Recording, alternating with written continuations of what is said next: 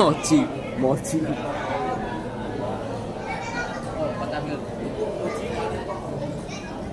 Ayuhan hadirin bapak-bapak, ibu-ibu serta adik-adik jemaah musyawarah Al-Fatihah rahimahullah. Demi terjadinya acara pada malam hari ini dan beberapa peringatan Isra Mi'raj Nabi besar Muhammad SAW, perkenalkan akan saya sampaikan susunan acara pada malam hari ini. Adapun acaranya sebagai berikut. Bismillah.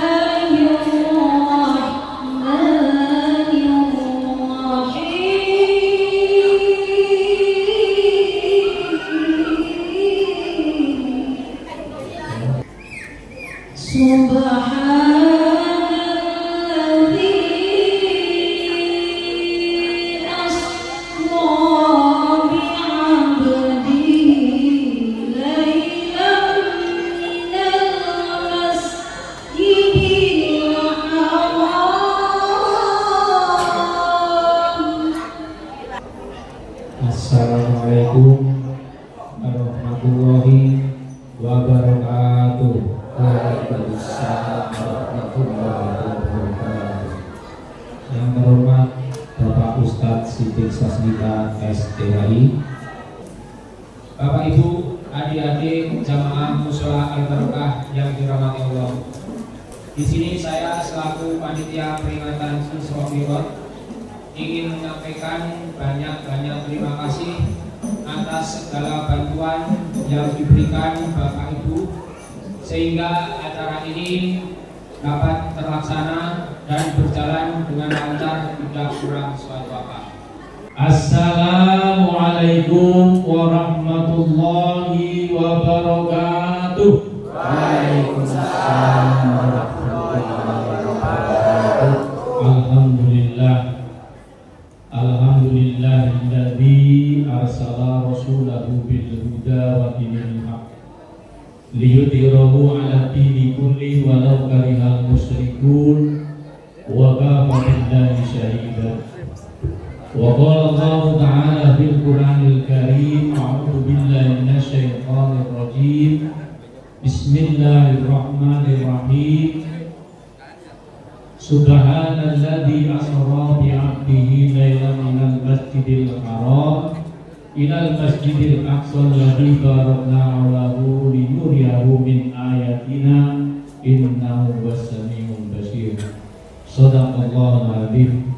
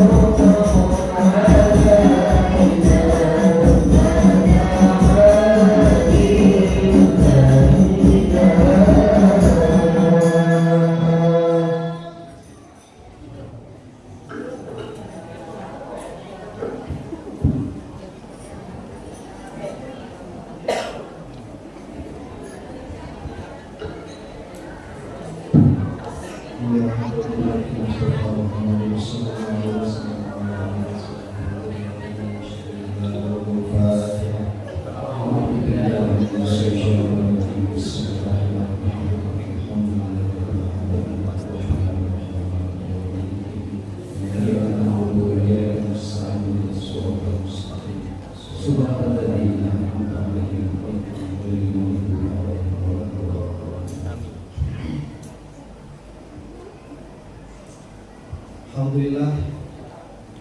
Bismillahirrahmanirrahim. Assalamualaikum warahmatullahi wabarakatuh. Waalaikumsalam warahmatullahi wabarakatuh. Alhamdulillahirabbil alamin. Hamdan katsiran thayyiban mubarakan fi. Subhanallah walhamdulillah wa la ilaha illallah wallahu akbar. Subhanallah bihamdihi 'adada khalqihi wa ridha nafsihi wa zinata arsyihi wa midada kalimatihi. Asyhadu an la ilaha illallah wahdahu la syarika lah wa asyhadu anna Muhammadan abduhu wa rasuluhu alladzi la nabiyya wa la rasula ba'da. Allahumma shalli ala sayyidina Muhammadin sallallahu alaihi wasallam wa ala alihi wa sahbihi wa man tabi'ahum bi ihsanin ila yaumiddin. Allahumma aftah lana abwaaba hikmataka ya Allah wansur alaina rahmataka ya dzal jalali wal ikram. Allahumma la ilma lana illa ma 'allamtana innaka antal alimul hakim. Allahumma ij'alna minat tawwabin waj'alna minal mutatahhirin waj'alna min ibadikas sholihin. Allahumma arinal haqqa haqqan warzuqna ittiba'ah wa arinal batila batilan warzuqna ijtinabah. Ya muqallibal qulub tsabbit qulubana 'ala dinik. Ya musrifal qulub sarif qulubana 'ala ta'atik. Hasbunallahu wa ni'mal wakeel, ni'mal maula wa ni'mal nasir. Ilahi anta maqsudi wa ridhaka maqlubi wa ahdi muhabbatin wa ma'rifatak. Raditu billahi rabban wa bil islami dinan wa bihamdin nabiyya wa rasulah. Rabbi shrah li sadri wa yassir li amri wa hlul 'uqdatam min lisani yafqahu qawli. Amma ba'du. Alhamdulillahirabbil alamin. Pertama, saya mengucapkan jazakallahu ahsanal jazaa. Setelah sebelumnya sejak dari dalam lubuk hati senantiasa bertahmid dan bertasbih kepada Allah Subhanahu wa taala, kita masih diberikan kenikmatan yang sangat besar. Tidak ada nikmat yang lebih besar melebihi nikmat Allah hidupkan kita dalam iman, Allah tetapkan kita dalam ketaatan, Allah sibukkan kita, istiqomahkan kita dalam amal-amal soleh, menghamba kepada Allah Subhanahu wa taala. Alhamdulillah. Kemudian mohon izin saya untuk menyampaikan banyak-banyak terima kasih kepada para alim ulama, para masyayikh, para hujjaj. Mungkin di sini ada para habaib, ya, para tuan guru, ibu-ibu, bapak-bapak, adik-adik, wabil khusus kepada guru kita Ustadzna Al-Ustadz Abdul Aziz SAG yang tadi dapat informasi masih sedang di majelis, ya. Ada 3 majelis kurang lebih tadi. Masya Allah. Semoga Allah Subhanahu wa taala menjaga beliau, memberkahi umur beliau. Amin. Allah panjang dan manfaatkan umurnya, sehingga terus mengajari kita semua dengan ilmu-ilmu yang bermanfaat, sehingga menjadi asbabul maslahah hidayah untuk diri kita dan umat seluruh alam. Begitu juga kepada Bapak Ketua DKM Mushola Al-Barakah Al-Ustadz Milatun sama.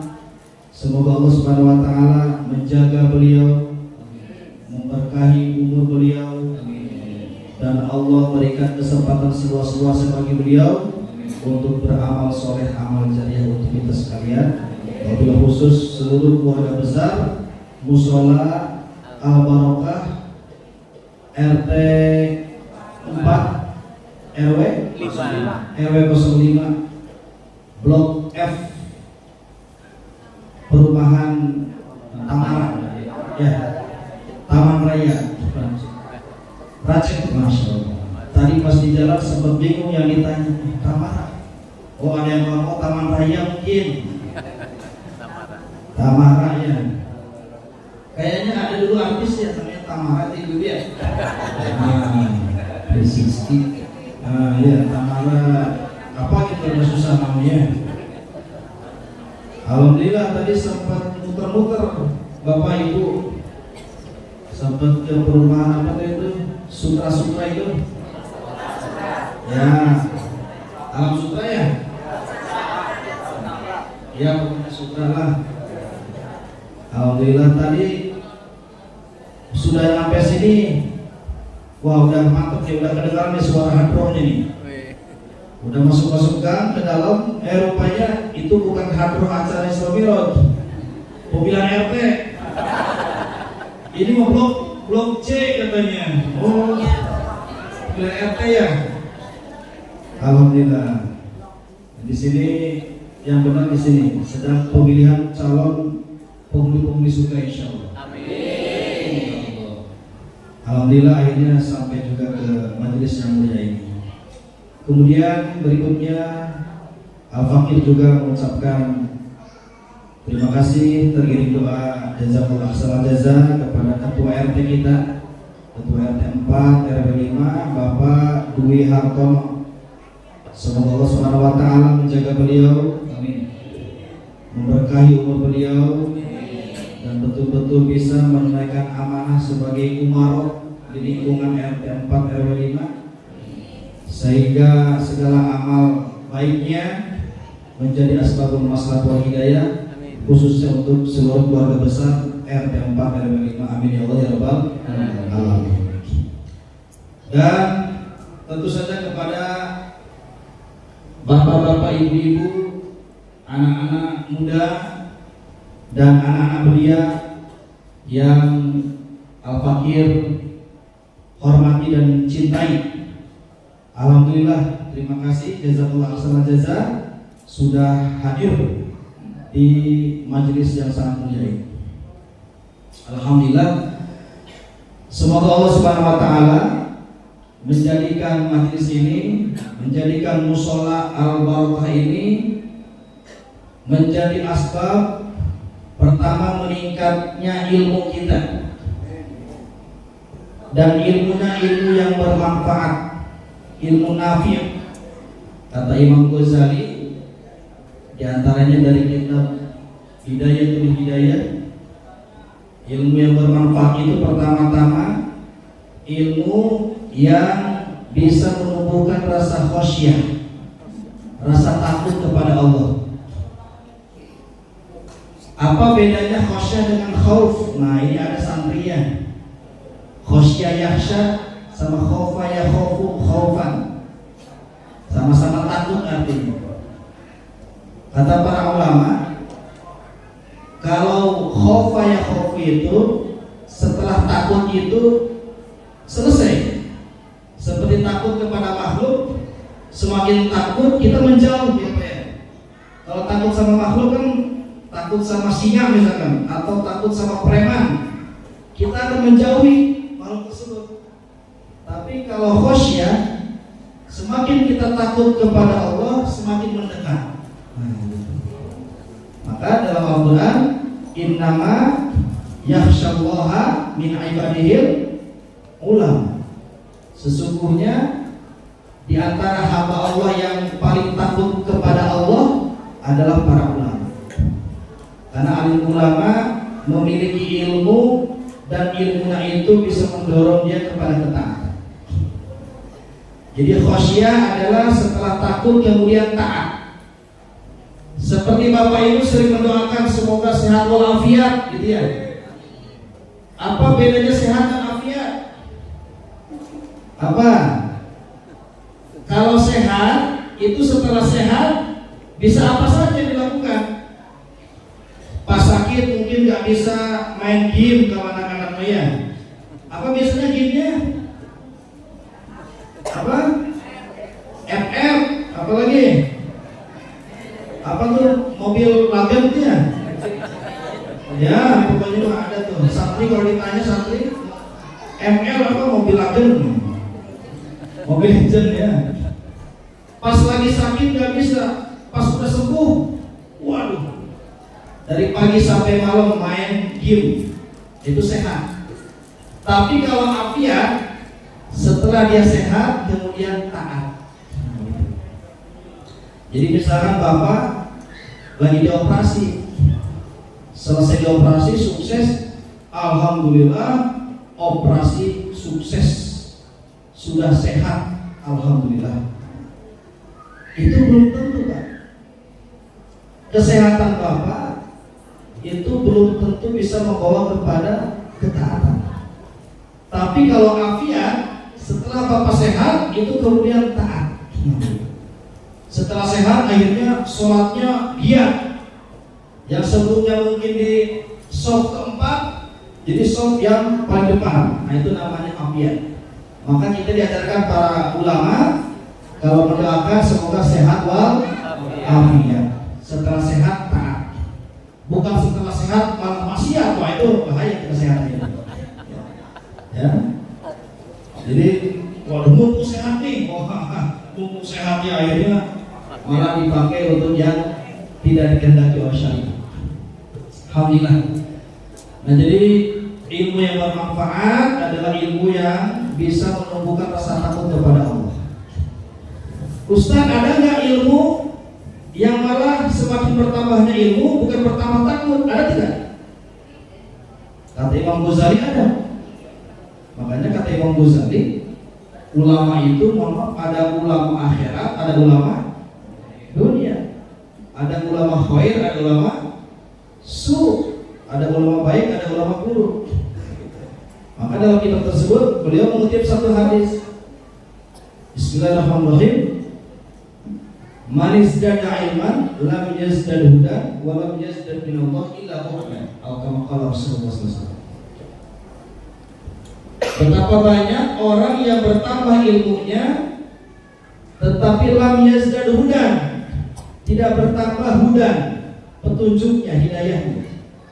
Wa lam yazdad minallah illa bu'dan, sehingga dia tidak tambah dekat kepada Allah, malah bu'dan. Apa bu'dan?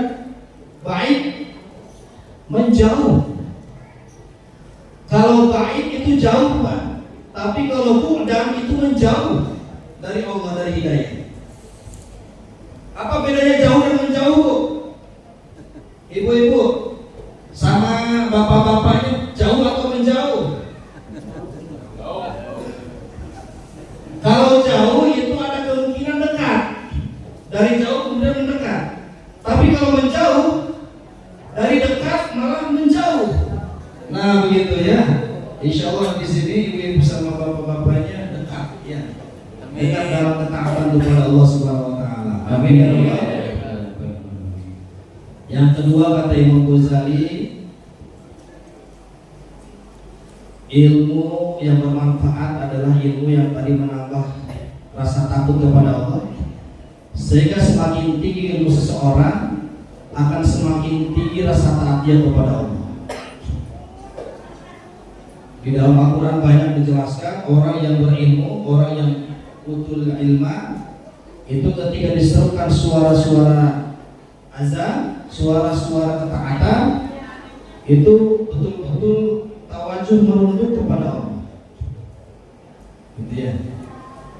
Maka cara mengecek ilmu kita bermanfaat atau tidak mudah Pak diantaranya. Ketika Bapak Ibu mendengar azan atau ketika mendengar lantunan ayat Al-Quran dibacakan, apa yang dirasakan dalam hati kita? Kalau yang dirasakan hati kita, Allahu Akbar, Allahu Akbar, kok sudah azan lagi? Itu kalimat aduh itu pertanda ilmu yang kita dapat belum mencapai ke hakikatnya. Ada nggak Pak kalau begitu? Lagi enak-enaknya macul misalkan Pak ya, atau lagi fokus dagang, tiba-tiba ada azan. Lagi ngelayanin pelanggan, tiba-tiba azan. Baru aja sholat udah azan lagi. Ya sholatnya di akhir waktu ya. Sholat zuhur ya, di mendekati sholat asar ya, baru selesai sholat udah azan lagi. Tapi kalau dapat ketika mendengar azan, alhamdulillah sudah azan, waktunya kembali bermesraan dengan Allah. Itu berarti ilmu yang dimiliki Bapak insya Allah sesuai dengan apa yang diinginkan Allah Subhanahu wa Ta'ala. Amin ya rabbal alamin.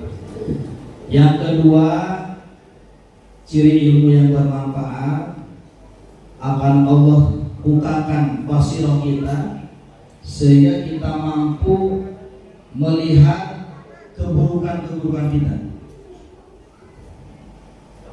Jadi seorang alim yang nafi', ilmunya yang bermanfaat, dia akan lebih sibuk melihat keburukan diri sendiri daripada melihat keburukan orang. Akan membuka basirahnya, akan menginsya'ul basirah, dibuka basirahnya, disingkapkan, dikasyafkan. Sehingga tidak ada seorang alim yang nafi itu, misalkan dalam ceramah-ceramahnya menghajar A, menghajar B, ya, atau bahkan menuduh, memfitnah, tidak. Dia hanya sibuk dengan kajiannya dan sibuk dengan dirinya sendiri. Kan ada tuh lagunya tuh, siapa tuh yang mantan rocker itu Pak, yang masuk ini ikut kurus-kurus tuh, yang gemuk-gemuk, dari Sulaiman. Apa itu? Sebaik-baik aku, lebih baik dirimu. Seburuk-buruk kamu, lebih buruk aku. Nah, itu rumus. Itu rumus bahwa ilmu kita bermanfaat. Jadi sebaik-baik kita lebih baik orang lain, seburuk-buruk orang lain lebih buruk kita. Segemuk-gemuknya ikan pasti ada tulangnya, sekurus-kurus ikan pasti ada dagingnya. Nah, gitu. Sehingga tidak ada dalam hatinya itu, dalam pandangan basirahnya, melihat keburukan orang, yang dilihat kebaikan. Adapun keburukan dan keburukan diri sendiri. Nah, itu ilmu yang bermanfaat. Masih banyak, tapi cukup 2 saja lah ya. Itu sebagai pengantar. Hadirin jamaah Majelis Isra Mi'raj ahabakumullah rahimakumullah. Tadi dilantunkan Masya Allah ya, oleh qori kita, qori'ah ya, tentang ayat apa nih judulnya? Isra Mi'raj ya.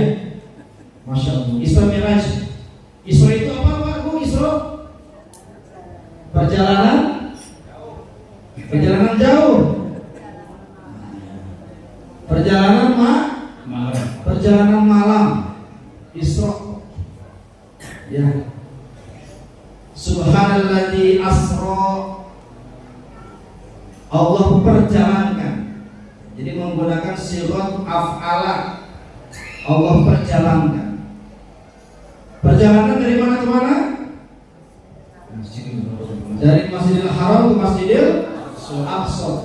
Ya, Masjidil Haram di Mekah, Masjidil Aqsa di Palestina. Ya, yang kemarin baru saja gencatan senjata ya Bu ya. Gencatan senjata Israel sama Hamas di Gaza. Masya Allah. Semoga Allah langgengkan gencatan senjatanya, Allah menangkan para mujahid Gaza, ya. Allah terima para syuhada Palestina, para syuhada Gaza ya. Dan Allah berkahi seperti mana yang memang Allah janjikan dalam Al-Quran ya. Wa barakna, dan Allah berkahi sekitar antara Masjidil Haram dan Masjidil Aqsa tersebut. Asra perjalanan malam dari Masjidil Haram ke Masjidil Aqsa. Miraj apa Miraj? Apa Miraj itu? Naik dari Masjidil Aqsa ke Sidratul Muntaha. Ini kalau cerita Isra Mi'raj ini, waduh, gak bakal ada habis-habisnya Bang. Ini juga mungkin tiap tahun diperingati ya sama jamaah kita ini, Masya Allah. Kira-kira apa sih ibrah atau hikmah dari perjalanan Isra Mi'raj itu? Kira-kira apa kira-kira? Yang pertama, ketika kita memperingati Isra Mi'raj, kalau Isra itu bisa terwakili dalilnya itu dari Quran surah Al-Isra tadi yang dibacakan. Subhanalladzi asra bi 'abdihi lailan minal masjidil haram ila masjidil aqsa alladzi barakna hawlahu linuriyahu min ayatina innahu samiul basir. Itu dalil tentang Isra-nya Nabi Muhammad SAW. Kalau dalil tentang Mi'rajnya Nabi, surat apa kan? Dalil tentang Mi'rajnya Nabi, perjalanan naik ke atas dari Masjidil Aqsa ke Sidratul Muntaha. Surat apa itu? Coba ini yang rutin tiap tahun memperingati Isra Mi'raj. Apa suratnya? Yang ada kata-kata Sidratul Muntaha, surat apa? Apa santri? Ayo Laskar ini tadi. Apa Laskar Al-Barokah? Hah? Isra. Tadi kalau surat Al-Isra itu dalil untuk Isra-nya Nabi, kan ada dua nih. Ada dua peristiwa, ada peristiwa Isra dari Masjidil Haram ke Masjidil Aqsa. Yang kedua peristiwa Mi'raj dari Masjidil Aqsa ke Bait ke-7, tembus sampai ke Muntaha, udah mentok, intaha sudah habis, tidak ada lagi tembusan. Kalau Isra darinya tadi surat Al-Isra atau surat Bani Israil. Kalau Mi'raj An-Najm. Ya, bukan apa ya? An-Najm. Ya. Itu di situ ada Sidratul Muntaha. Ya. Bapak Ibu sekalian, coba kita perhatikan. Surat Al-Isra ini menarik. Dia berada di tengah-tengah. Juz berapa Al-Isra? Al-Isra di juz berapa? 15 apa ya? Tengah-tengah. Ya, berarti pertengahan. Maka Islam ini memang agama yang tengah-tengah. Ya. Sebelum surat Al-Isra ada surat apa? Bukan Al. Ini Alif Lam Syamsiyah. An-Nahl. Apa artinya An-Nahl Ibu? Lebah. Ya. Sebelum Al-Isra An-Nahl, setelah Al-Isra Al-Kahfi. Masya Allah. Kalau kita baca tafsir, ini tiga ayat ini saling kait-kait tiga surat ini. An-Nahl, Al-Isra, Al-Kahfi. An-Nahl itu lebih banyak bercerita tentang apa? An-Nahl tentang kisah laba-laba, bagaimana dia mencari makanannya, bagaimana dia membangun rumahnya dengan teknologi yang sangat tinggi, ya. Arsitekturnya itu luar biasa laba-laba itu. Makanya di situ banyak menjelaskan tentang pentingnya sains dan teknologi dalam agama. Nah, begitu ya. Jadi beragama tidak hanya zikir ngaji saja, tetapi juga belajar ilmu pengetahuan, sains dan teknologi. Seperti laba-laba dengan ilmu pengetahuannya, ya, dengan izin Allah, dengan panduan Allah, dengan ilham dari Allah, bisa menjadi arsitek yang luar biasa membangun sains. Kemudian Al-Kahfi. Ya, jadi kalau An-Nahl itu lebih kepada rasional, kalau Al-Kahfi lebih kepada tentang apa Al-Kahfi? Cerita apa? Ada dua cerita yang besar di Al-Kahfi. Pemuda Kahfi, Ashabul Kahfi ya. Kalau bapak-bapak Ashabul Kopi ya. Jadi ada Ashabul Kahfi, ada Ashabul Kopi ya. Selain Ashabul Kahfi apa? Kisah perjalanan tuh. Ada seorang nabi yang sebelumnya merasa paling cerdas, kemudian tegur Allah untuk belajar lagi ke nabi yang tinggal di pinggir laut di antara dua pantai, Majma'al Bahrain, dua laut yang ketemu. Siapa itu? Nabi Musa yang diminta belajar kepada Nabi Khidir alaihissalam. Jadi kata Imam Ar-Razi, Imam Fakhrul Razi dalam tafsirnya, tafsir Al-Kabir, itu menerangkan itu di surat Al-Kahfi itu Majma'al Bahrain Jadi Nabi Musa akan berjumpa dengan Nabi Khidir ketika berjumpa dengan ada dua lautan yang bertemu tetapi beda jenis, beda warna. Maka kata Imam Ar-Razi, laut yang pertama itu mewakili karakter ilmu Nabi Musa, yaitu yang rasional, fikih minded, syariah oriented. Nah, oriented, ya. Jadi Nabi Musa ini mewakili ahlus syariah, ahlul asar, fikih. Nah, Nabi Khidir mewakili ahli ma'rifah, ahli hakikat. Jadi kalau Nabi Musa itu syariat, kalau Nabi Khidir hakikat, ma'rifat.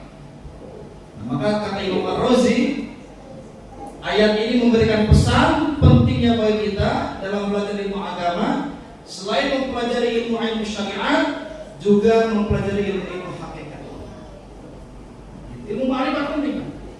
Maka kata Imam Malik, orang yang belajar ilmu fiqih tanpa ngaji tasawuf, maka itu fasik.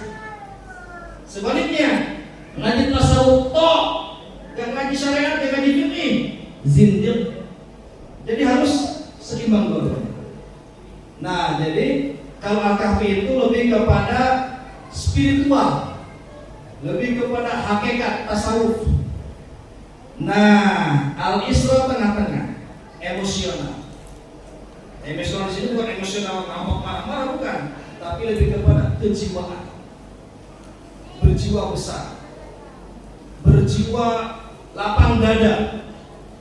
Maka ada istilah dulu tuh yang populer tuh sama siapa tuh? Yang ESQ tuh, emosional, spiritual, intellectual question tuh. Ini apa? Siapa tuh yang terkenal ya? Zaman saya dulu kuliah dulu sering baca buku-buku itu. Ya. Jadi gabungan antara An-Nahl itu rational question, Al-Kahfi emotional question, Al-Kahfi itu spiritual question, Al-Isra emotional question. Jadi ESQ. Kalau kita bisa menangkap 3 pesan dari surat ini, dari ayat ini, maka itu menjadi insan kamil. Insan kamil. Oke. Sekarang pertanyaannya, ada apa dengan surat Al-Isra sehingga lebih menekankan kepada jiwa yang lapang dada, kesabaran, kebesaran hati? Ada apa? Peristiwa apa yang terjadi sebelum adanya Isra Mi'raj? Apa peristiwa yang terdekat? Ibu-ibu, terjadi peristiwa apa? Apa? Pesugihan? Kesedihan? Siapa yang sedih? Nabi Muhammad. Kenapa sedih? Ayo yang bisa jawab dapat tisu. Satu jeruk kan? Kenapa sedih? Ayo, Laskar. Ditinggal istri. Masya Allah. Bapak-bapak ditinggal istri sedih. Sedih apa senang? Allahu Akbar. Sedih Pak ya, gimana ya? Ditinggal istri sedih, Masya Allah. Tapi nggak tahu berapa lama sedihnya itu ya. Tapi kalau ibu-ibu mau sedih lama-lama ya. Sedih apa senang kalau ditinggal bapak? Sedih apa senang? Sedih lah, Masya Allah. Bukan Alhamdulillah. Sedih ya. Kenapa sedih? Satu, ya, Nabi itu dalam berdakwah, sunnah dakwahnya Rasulullah itu bukan seperti sekarang, bukan Pak. Ustaz Sidik diundang, ya, disiapkan panggung, disiapkan makanan dari tadi banyak, Masya Allah, jazakallah hasanal jazaa atas jamuannya luar biasa. Disambut dengan hadroh dari tim Laskar Al-Barakah, ya. Juga sudah siap di sini para musliminnya, ada ibu-ibu, ada bapak-bapak.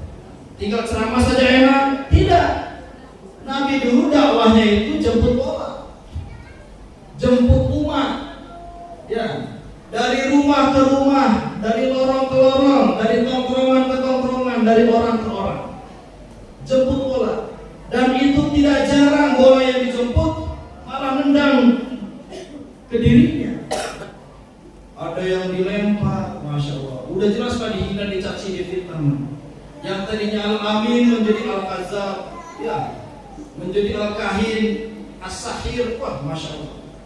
Sebelum Rasulullah dakwah, itu julukan Rasulullah bagus-bagus semua.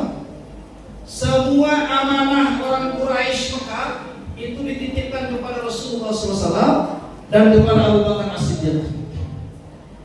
Bahkan Rasul ketika dakwah pun sebelum hijrah ke Madinah, itu titipan-titipan orang kafir Quraisy masih ada di rumah Rasulullah.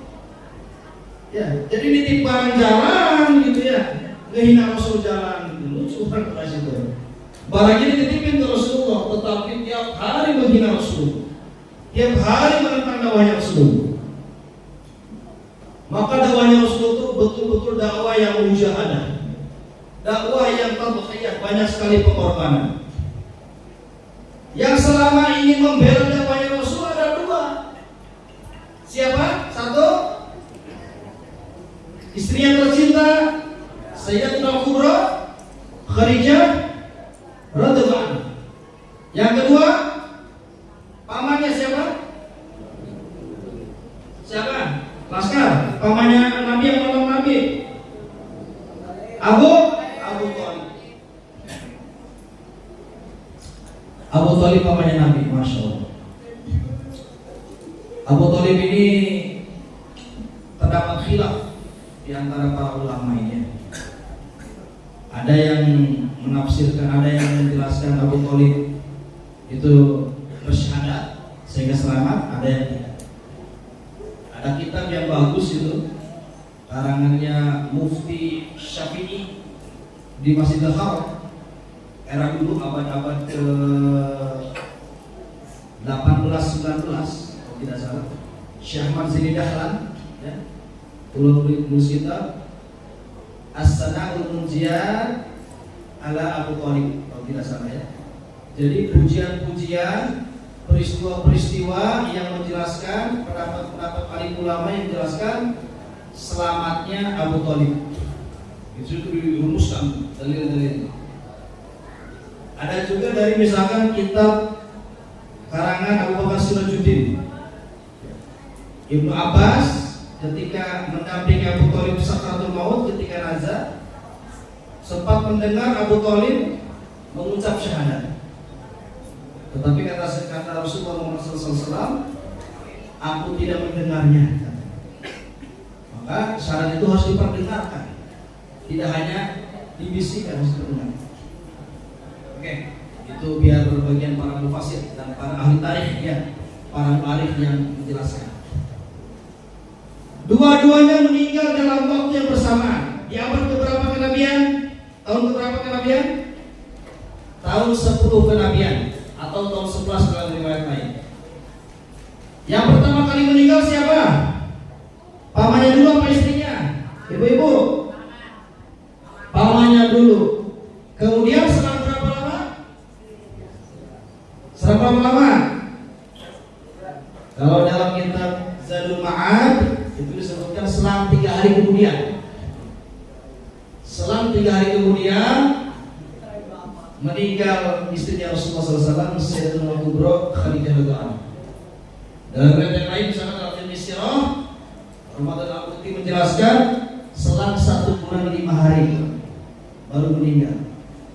Jadi dalam waktu yang bersamaan kurang lebih dua orang yang paling dicintai Rasulullah dan yang paling mencintai Rasulullah, wabil khusus dalam kerja dakwah Rasulullah, Allah ambil, Allah cabut. Maka betapa hancurnya hati Rasulullah SAW, betapa remuk redamnya Rasulullah SAW yang selama ini membela beliau, tiba-tiba Allah ambil keharibaannya. Kemudian apa yang dilakukan Rasulullah? Maka selepas dua pembela itu meninggal, ujian dakwah Rasulullah semakin menjadi-jadi. Yang sebelumnya hanya baru sebatas kekerasan verbal, ya, meledek, menghina, memfitnah, atau paling banter meludah. Sejak si itu batu melayang. Bahkan Rasulullah sedang sholat, kadut Pak, apa kadut itu? Kadut onta sama kadut kambing, bejit, jeroan kambing kali ini jeroan onta itu ditimpakan Pak. Saat Rasulullah sujud, dalam riwayatnya saat Rasulullah ruku, ke jasadnya Rasulullah SAW yang mulia. Jadi semakin terang-terangan menentang melawan dakwahnya Rasulullah SAW. Karena sudah nggak ada lagi pembela utamanya. Maka Rasulullah kemudian berpikir, waduh kalau begini terus bisa macet ini dakwah ini. Maka akhirnya Rasulullah bersama siapa? Pergi ke Taif, anak angkatnya Zaid bin Harithah. Bersama Zaid bin Harithah pergi ke Taif untuk minta suaka politik. Nah begitu ya, untuk minta perlindungan. Timbul pertanyaan, kenapa Rasulullah memilih Taif? Satu, Taif itu pertama daerahnya dingin, adem. Kalau di Tangerang mirip apa ya? Ada Pak daerah Tangerang yang adem sejuk? Ada, Tamara ya, Masya Allah. Daerah Tamara ini ya, sejuk dengan ketaatan, Masya Allah. Meskipun zahirnya mungkin panas, tapi batinnya sejuk. Allah. Ya. Ini Bapak Ibu yang apalagi yang para hujjah, para hajjah yang sudah ke Masjidil Haram, yang sudah ke Mekah, ke Madinah, itu insya Allah mampir ke Taif, ziarah ke Taif. Itu di daerahnya mirip kalau di sini kan mirip Bogor lah, atau kalau Bandung mirip Lembang, kalau Subang mirip Ciater lah kita kira-kira. Kalau di Majalengka, Abi kerasan di Majalengka, berarti mirip Cikijing lah. Ada dari Majalengka ini. Dayanya, rada jarang Majalengka nyapa-nyapa adanya. Orang Majalengka rada jarang kalau ngumbara itu, rata-rata paling jauh ke Bandung orang Majalengka. Rada jauh tuh rada jarang. Daerahnya dingin, adem, sejuk. Rasulullah membayangkan orang kalau tinggal di daerah adem sejuk itu lebih adem mentalnya juga kejiwaannya. Beda dengan orang yang di pinggir pantai Pak. Coba Bapak main ke Kronjo misalkan, Teluk Naga, mau? Apa? Ada pagar ini? Pagar makan tanaman ini. Ada di sini orang sana. Bagaimana kabar pagarnya ini kira-kira? Ya. Muara Baru, Muara Angke, itu daerah-daerah pelabuhan itu biasanya keras-keras. Ya, karena memang harus teriak-teriak karena berlomba dengan suara deburan pantai. Nah, begitu ya. Jadi keras, mentalnya keras, jiwanya keras. Maka Rasulullah memilih Taif dengan harapan orangnya baik-baik, adem-adem, orang gunung kan dataran tinggi ya. Itu yang pertama. Yang kedua, dulu zaman Abdul Muthalib, siapa Abdul Muthalib Bu? Kakeknya Nabi. Ya, terjadi peristiwa apa? Saat menjelang lahirnya Nabi. Peristiwa apa? Anak-anak. Gajah. Peristiwa gajah. Ya. Peristiwa penyerbuan pasukan siapa? Abraha, pasukan bergajah menghancurkan Ka'bah. Dalam sejarah kalau kita baca, Raja Abraha atau Gubernur Abraha sebelum menyerang Ka'bah itu berkoalisi, beraliansi dengan orang Taif, dengan provinsi Taif. Ya. Jadi secara politik antara kerajaan Abraha dengan Taif itu ada sekutu. Jadi sama-sama memusuhi Mekah pada waktu itu. Nah, jadi Mekah itu sebagai common enemy, musuh bersama dari Abraha dan orang Taif. Maka Rasulullah berpikir, wah, saya akan dimusuhi oleh orang Mekah. Dan Mekah ini dulu juga musuh orang Taif. Mudah-mudahan saja kalau saya ke Taif, karena memiliki musuh yang sama, akan dilindungi, akan mendapatkan suaka politik dari orang Taif. Yang kedua. Yang ketiga, di Taif banyak saudara sepersusuan Nabi. Siapa ibu susunya Nabi? Halimatus As-Saqifah, orang Saqifah, orang Taif. Maka Rasulullah banyak memiliki saudara sepersusuan di Taif. Maka dari 3 faktor itulah, secara zahir ya, secara pemikiran manusia, Nabi berangkat ke Taif mengharapkan lindungan dari orang Taif. Tetapi apa yang terjadi ibu-ibu? Ditolak mentah-mentah. Bahkan tidak hanya ditolak, dilemparin sampai Rasulullah berdarah-darah. Ya. Dihalangi sama anak angkatnya Zaid bin Harithah radhiyallahu anhu. Maka akhirnya Rasulullah, kalau istilah ininya, disorientasi gitu. Udah kayak kehilangan pegangan gitu ya. Sampai doa yang terkenal itu kan hampir doa putus asa. Doa putus asa maksudnya itu mengeluhkan kelelahan. Ya Allah, terserah Engkau, saya akan dikirim ke mana. Asalkan Engkau ridho, Engkau rela, aku terima. Kalau begitu mafhumnya. Di tengah kesusahan, di Mekah mentok, di Taif mentok yang menjadi harapan, akhirnya Rasulullah pulang kembali bersama Zaid bin Harithah. Dan mampir ke Maimunah, mampir ke bibinya. Tiduran di sana menjelang masuk ke Mekah. Kemudian sholat di Masjidil Haram ke Mekah, dia sudah masuk Mekah. Dan disitulah ba'dal mujahadah fasal musyahid, atau dalam istilah ulama yang lain, minal imtihan ilal imtihan, dari ujian kepada pujian. Rasulullah sudah bersusah payah dalam dakwah, bermujahadah dalam dakwah, korban semuanya habis-habisan, maka Allah hibur. Bagaimana hiburannya? Langsung Allah ajak jalan-jalan. Jalan-jalannya bukan ke Ancol, bukan ya. Atau ke mana, Taman Mini, Bogor, Puncak, bukan. Tapi jalan-jalannya langsung ribuan kilometer dari Makkah ke Palestina.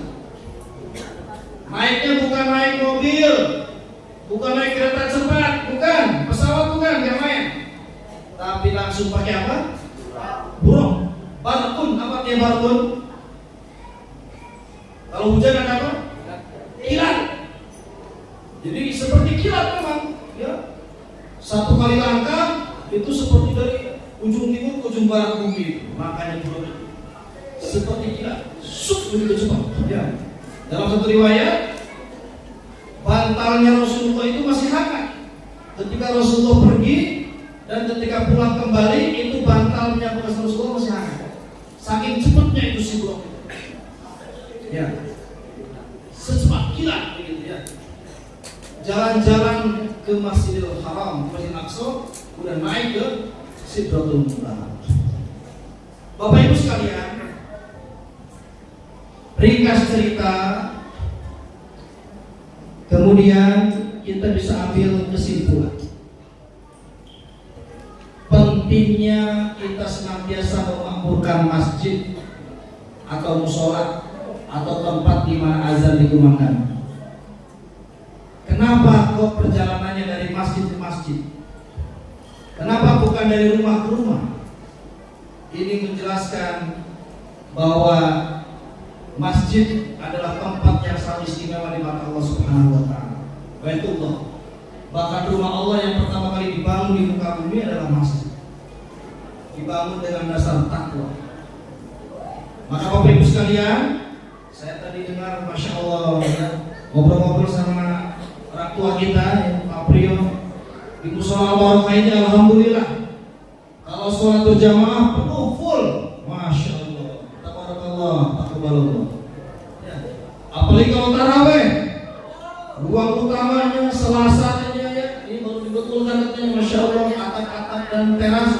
Semoga Allah permudah, Allah luaskan ya, musola mungkin suatu nanti jadi masjid di tingkat nanti insya Allah.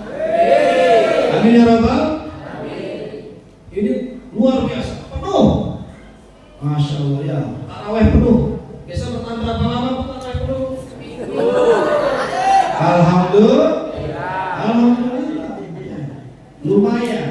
Di tempat lain cuma 3 hari, ya. Setelah itu tambah maju saja gitu ya. 1 minggu alhamdulillah. Masya Allah. Maka masjid ke masjid di sini satu komplek ada 3 masjid, ada puluhan musola, masya Allah. Hampir setiap RT ada musolanya, masya Allah. Berarti ini betul-betul mendapat inspirasi dari momen dari peristiwa Isra Mi'raj. Perjalanan dari masjid ke masjid, dari musola ke musola. Bahkan ada juga program forum DKM masjid dan musola tiap pekan sekali keliling dari musola ke musola masjid-masjid. Masya Allah. Ini Isra Mi'raj itu. Itu Isra ya, dari masjid ke masjid dan musola ke musola. Masya Allah. Pentingnya kita memakmurkan masjid, dan alhamdulillah musola Al-Barakah sesuai namanya ya Al-Barakah. Musolanya berkah alhamdulillah. Di antaranya dicirikan dengan penuhnya jamaah sholat kita salat. Semoga istiqomah dan Allah tingkatkan. Amin. Nah, kemudian oleh-oleh dari Isra Mi'raj adalah sholat. Jadi kalau mau disimpulkan Pak, apa ibroh yang paling penting dalam peristiwa Isra Mi'raj itu ada 2. Yang pertama ibadah, yang kedua dakwah. Atau dibalik, yang pertama dakwah, yang kedua ibadah. Karena tidak mungkin ada peristiwa Isra Mi'raj kalau tidak didahului dengan peristiwa dakwahnya Nabi Sallallahu Alaihi Wasallam. Sebagaimana tadi telah dijelaskan. Karena dakwahnya Nabi yang mujahadah tadi, dengan diambilnya orang-orang tercinta. Pada sisi yang lain sengaja Allah cabut orang-orang tercinta itu. Dalam satu riwayat tafsir dijelaskan supaya dalam hati Rasulullah tidak ada ta'alluq kepada makhluk, hanya kepada Allah saja. Boleh jadi sebelumnya masih ada ta'alluq. Tenanglah, masih ada Siti Khadijah, masih ada istri saya. Tenanglah, akan dibilahi oleh paman saya. Allah tidak rela ada porsi cinta yang lain di dalam hati Rasulullah selain kepada Allah. Maka ta'alluqnya, kesannya kepada makhluk Allah cabut sekalian. Allah cabut sama sekali. Amul huzn, tahun kesedihan itu. Jadi supaya hati Rasulullah betul-betul bersih 100% hanya ta'alluq kepada Allah Subhanahu wa taala. Tidak terkesan dengan istrinya, tidak terkesan dengan pamannya, sehingga diambil sekalian full total-totalan hanya bergantung kepada Allah Subhanahu wa taala. Maka dakwah itu hanya bergantung kepada Allah Subhanahu wa taala. Itu jadi peristiwa dakwah, peristiwa mujahadah. Maka kata para ulama, al-musyahadah ba'da al-mujahadah. Rasulullah mendapatkan musyahadah. Apa musyahadah itu? Melihat siapa? Menatap Allah. Di mana? Di arsy Allah, di komplek Sidratul Muntaha. Ya. Nanti di bawahnya juga itu ada namanya Baitul Ma'mur. Baitul Ma'mur itu tempat apa? Baitul Ma'mur Ka'bahnya arsy dan Ka'bahnya langit. Jadi para malaikat, ya, termasuk para anbiya yang Rasulullah temui di setiap langit sampai langit 7. Soal dengan Nabi Adam, soal dengan Nabi Hud, soal dengan Nabi Isa, dan Nabi Musa, Nabi Ibrahim. Setiap langit itu mereka dan para malaikat tawaf di Baitul Ma'mur. Ya. Itu Baitul Ma'mur kata para ulama, kalau di garis vertikal lurus itu selurus dengan segaris dengan Baitul Ka'bah. Ya. Masjidil Haram. Jadi Bapak Ibu, kalau kita ke Mekah itu persis di atas Ka'bah, nembus langit ke-7, itu nyampe ke Baitul Ma'mur, tempat tawafnya para malaikat. Nah, itu ya. Dan Rasulullah SAW di arsy-nya sendirian karena malaikat Jibril sudah nggak mampu ya. Sudah muntaha, sudah mentok, yang bisa masuk ke arsy Allah hanya Rasulullah SAW. Itu musyahadah dengan Allah Subhanahu wa taala. Menatap Allah Subhanahu wa taala. Di sini terjadi khilaf. Apakah betul-betul menatap dengan mata telanjang, atau menatap dengan basirah, atau dengan fuad, atau tersatil cahaya. Ini riwayatnya banyak. Kalau riwayat Ibnu Abbas radhiyallahu anhu itu menatap langsung. Tapi dalam riwayat yang lain itu menatap dengan fuad, dengan basirah. Ada juga tersatil, terhijab oleh cahaya. Jadi tidak langsung menatap Allah Subhanahu wa taala. Nanti ketika sudah di surganya Allah, ya, nanti ada surga namanya Sirul Asrar, ya. Itu Bapak Ibu kalau baca kitab Sirul Asrarnya Syekh Abdul Jilani, di situ akan dijelaskan. Nanti penduduk surga tidak lagi betah di surga, seakan-akan lupa surga. Saat bagaimana? Saat menatap wajah Allah.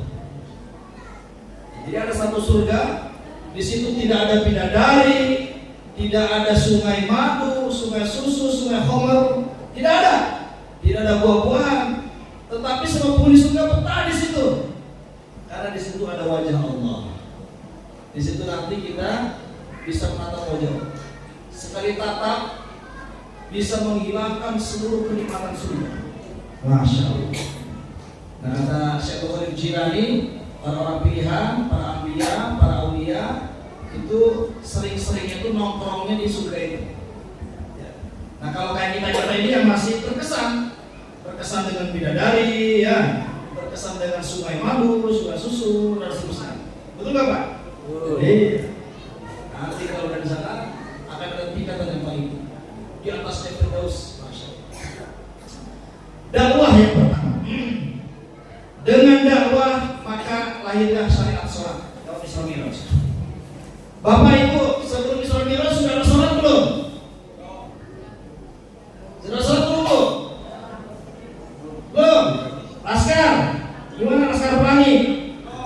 Belum. Berarti kita tambahkan informasinya. Sebelum Isra Mi'raj sudah ada syariat sholat. Ya. Cuma sholatnya terbatas, hanya 2 rakaat dan hanya 2 waktu, pagi dan petang. Gitu. Ya. Para nabi-nabi sebelumnya sholat juga, tetapi tidak sempurna. Ada yang sholatnya berdiri saja, Allahu Akbar berdiri. Ada yang ruku saja, ruku terus. Ada yang sujud terus. Masuk ke zaman Rasulullah, ke zaman akhir, sholatnya sudah mulai sempurna. Tapi hanya 2 rakaat dan 2 waktu. Kalau tidak salah ada di Tafsir Al-Munir, ya, Syekh Nawawi Al-Albani. Setelah Isra Mi'raj disempurnakan, sholatnya menjadi 5 waktu dan jumlah rakaatnya berapa rakaat? 17 rakaat. Salat subuh 2 rakaat, salat maghrib 3 rakaat, salat zuhur, asar 4 rakaat, isya 4 rakaat. Jadi sempurna. Hasil kortingan yang sebelumnya berapa rakaat? Sebelumnya 50 rakaat. Gara-gara keponya Nabi Musa. Nah begitu ya. Nabi Musa ini memang Nabi yang sangat unik. Maka disebut apa lakabnya Nabi Musa? Kalimullah. Orang yang senang ngobrol dengan Allah. Jadi hobinya itu bercakap-cakap dengan Allah. Maka kalau kita baca di tafsir Zadul Ma'ad misalkan, Nabi Musa itu sempat merajuk kepada Allah, kepada malaikat Jibril. Kok bisa sih? Ini umat akhir zaman, umatnya Nabi Muhammad, umatnya umat terakhir, tetapi masuk surganya duluan. Nah, itu disitu dijelaskan itu. Jadi cemburu Nabi Musa itu. Masya Allah, kok bisa? Terus nabinya juga sama. Nabi terakhir dirilis, tetapi paling depan nanti masuk surga. Al-awwalul akhir. Jadi nanti kita baca tafsir Nur Muhammad. Nah, kalau baca Nur Muhammad adalah paling awal. Tetapi di sisi lain kejuridan Nabi Musa itu membawa barokah. Kekepoan Nabi Musa itu membawa berkah. Muhammad dan dia kira-kira kan senior kan. Jadi Nabi setiap naik satu tingkat ke langit itu, pertama sowan, kedua minta disahkan, risalahkan nabiannya itu. Kalau kita baca tafsirnya, semua para nabi mensahkan risalah Nabi Muhammad SAW. Jadi diakui, minta pengakuan dari para senior. Kata Nabi Musa, Hei Nabi Muhammad, umatmu itu lemah-lemah, gak bakal kuat 50 itu. Balik lagi sana, balik lagi sampai 5. Itu pun Nabi Musa masih julid. Berapa sekarang? 5. Minta korting lagi. Kata Rasulullah, malu masa korting terus, akhirnya tetap jadi 5.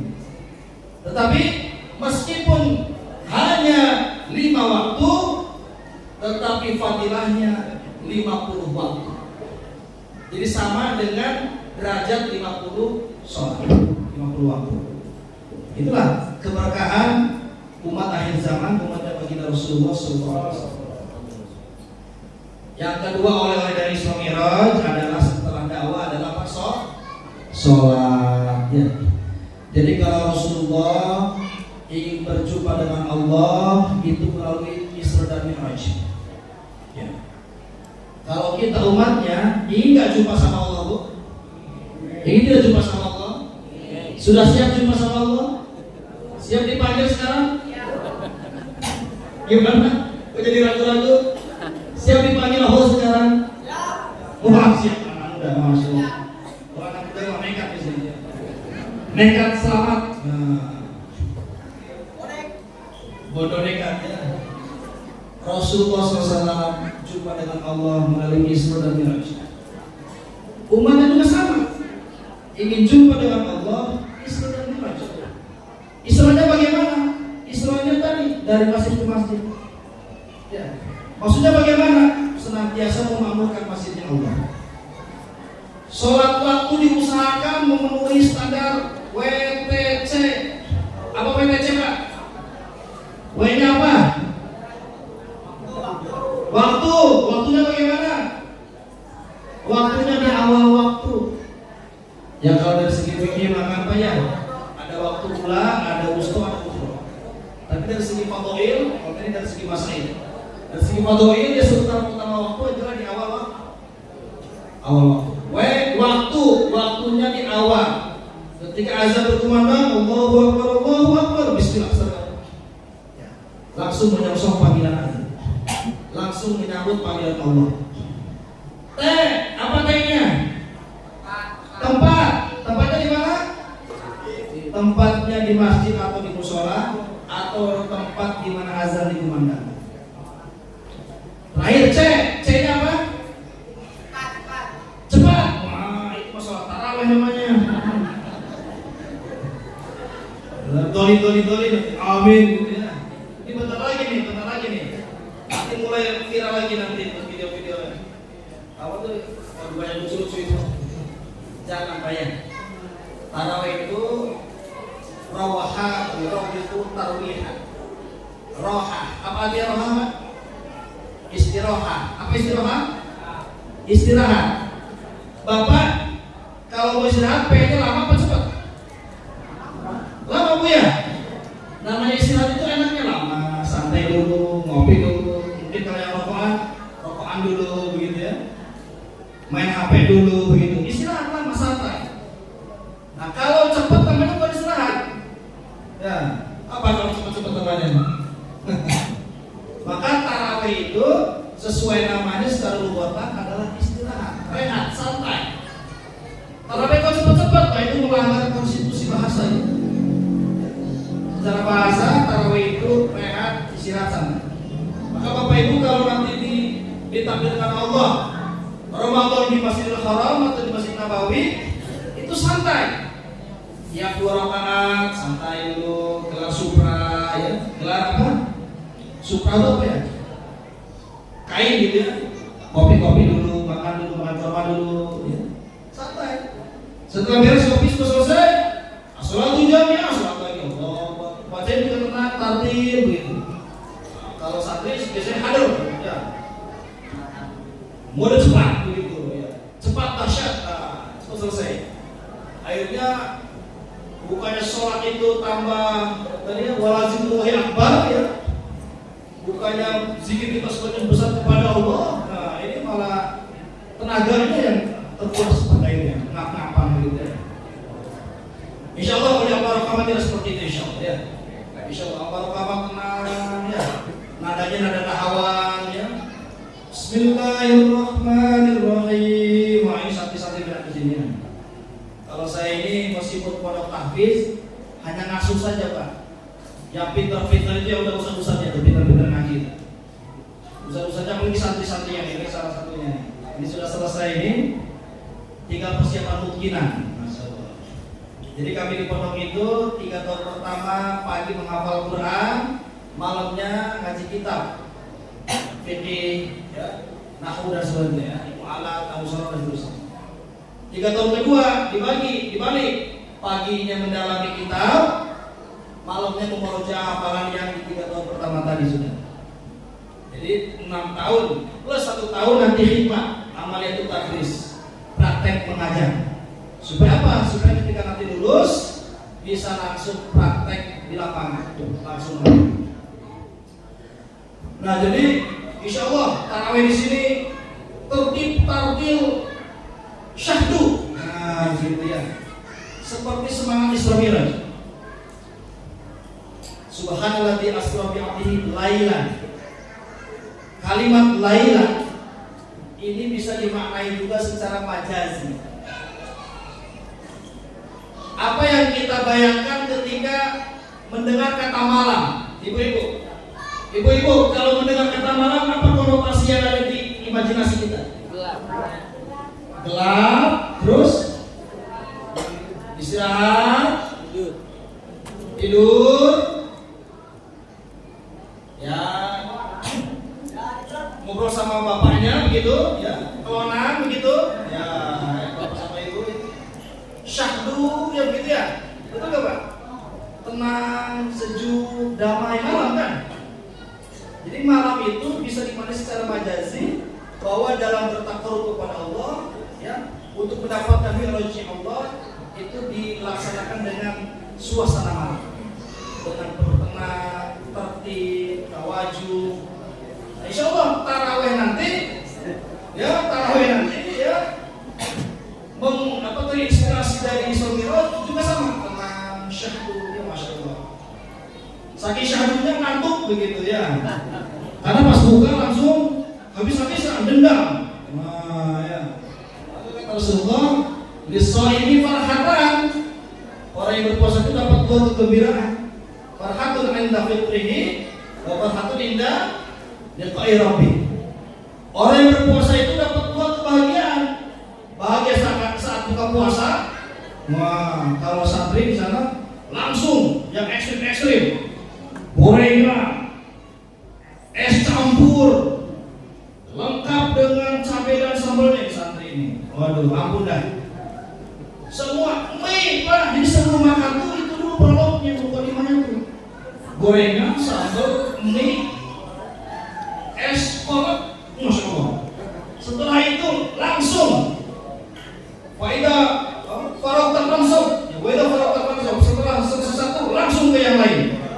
Allah, jadi setelah makan tadi langsung makan besar. Subhanallah. Ya gimana nggak ngantuk sholat tarawih begitu ya? Subhanallah. Insya Allah pada orang tidak ya. Buka puasa ya cukup dengan 3 korma ya, air putih hangat, Bismillah. Sholat maghrib dulu Pak. Setelah sholat maghrib ya baru ada pertengahan medium. Makan kolak ya kan, oleh gorengan. Nanti setelah tarawih baru makan besar. Insya Allah. Nah jadi orang yang puasa dapat kegembiraan, gembira saat buka, gembira saat indah dan rabbih, saat berjumpa dengan Tuhan. Ya, saat berjumpa dengan Allah Subhanahu Wa Taala gembira. Bapak Ibu sekalian, maka tadi diulang lagi, umatnya Rasulullah pun sama untuk berjumpa dengan Allah melalui Isra Miraj. Isranya tadi memakmurkan masing-masing Allah. Ya. Kemudian mirajnya bagaimana? Rasul bersabda, "As-salatu mi'rajul mu'min." Salat adalah mi'rajnya orang beriman. Salat itu dari wasola yasilu salata. Apa wasola itu? Wasola apa? Sampai atau ikatan, hubungan. Jadi cara berhubungan dengan Allah yang melalui salat. Cara berdialog dengan Allah melalui salat. Maka ketika datang waktu salat, alhamdulillah sudah tiba waktunya saya berjumpa dengan Allah.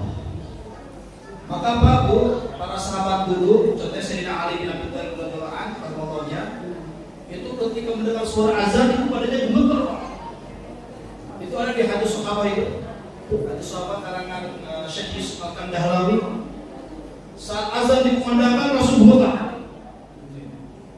Karena betul-betul merasuk ke dalam jiwanya, sebentar lagi saya akan berjumpa dengan Allah.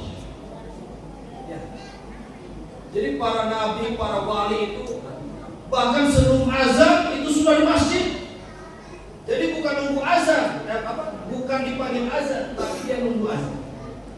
Sudah di masjid 5 menit sebelum azan sudah standby.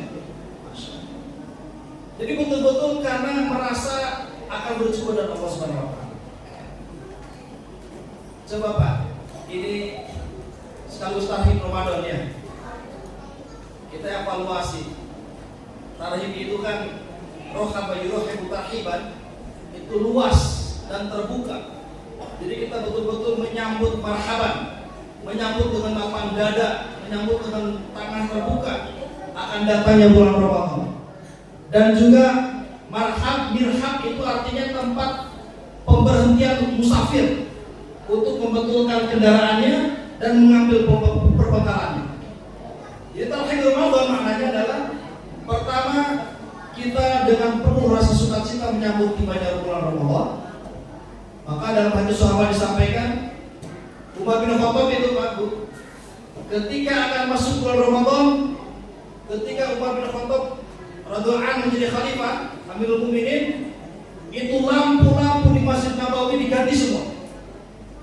Lampu-lampu yang sudah mulai redup diganti lampu yang baru. Pelapa-pelapa kurma yang sudah mulai usang diganti dengan yang baru. Diganti semua. Bangunan-bangunan di Masjid Nabawi di Madinah. Jalan-jalan dipasang lampu. Jadi terang benderang. Maka ketika Sayyidina Umar meninggal, Sayyidina Ali ketika selepas menguburkan beliau berdoa kepada Allah, ya Allah, terangkanlah kuburan Umar seperti mana dia telah menerangkan masjid dan kota kami saat bulan Ramadan. Itu bisa dibaca di kitab hadis sahabat. Nah Bapak pun demikian Pak, Ibu. Menjelang bulan Ramadan saking gembiranya, man fariha bidukhul Ramadan, haramallahu jasadahu ala nira. Barang siapa yang gembira akan tibanya bulan Ramadan, maka akan Allah haramkan jasadnya dari api neraka. Dalam kitab Furu'un Nasihnya itu ya. Di situ memang syaratnya ikhtilaf ya Pak hadis. Jadi Bapak Ibu yang sebelumnya di bulan-bulan lain TV nyala terus begitu ya. Masya Allah. Ibu pun ada TV sekarang masih musim TV, televisi masih musim? Masih. Ya, sekarang kan udah musim handphone ya. Udah mulai galak televisi. Maka bismillah Bu. Masuk Ramadan nanti, bismillah, no TV. Nah begitu ya. TV-nya libur selama bulan Ramadan. Nah begitu. Apa tuh acara yang gosip itu namanya? Insert. Nah insert tuh ya. Insert pokoknya gosip-gosip begitulah. Artis-artis. Stop dulu lah Bu minimal selama bulan Ramadan. Masya Allah ya. Stop dulu. Bapak-bapak pun sama. Ya, kalau bisa yang masih rokokan libur dulu selama sebulan rokokannya. Libur Ustaz, kalau siang mana gitu ya. Itu bisa Pak ya, kalau siang bisa berhenti malam Pak ya. Tapi kalau malam Allah. Jadi seperti Umar bin Khattab Pak, ketika masuk bulan Ramadan maka bismillah kita mulai rapi-rapi rumah kita. Yang kira-kira barang-barang membuat lalai kita tinggalkan dulu, TV kah, radio kah, atau mungkin handphone. Kalau handphone ada susah ya, soalnya handphone sekarang udah mulai jadi keperluan primer. Ya, kalau dulu kan cuma 3 Pak Bu ya. Primer itu sandang, papan, pangan. Berkembang lagi jadi kendaraan, ada pasangan. Sekarang apa? Kuota. Nah, gitu ya. Betul nggak Bu? Coba bayangkan Bu, Ibu sehari kuotanya habis, kira-kira bagaimana? Seperti Ibu gak makan seharian ya?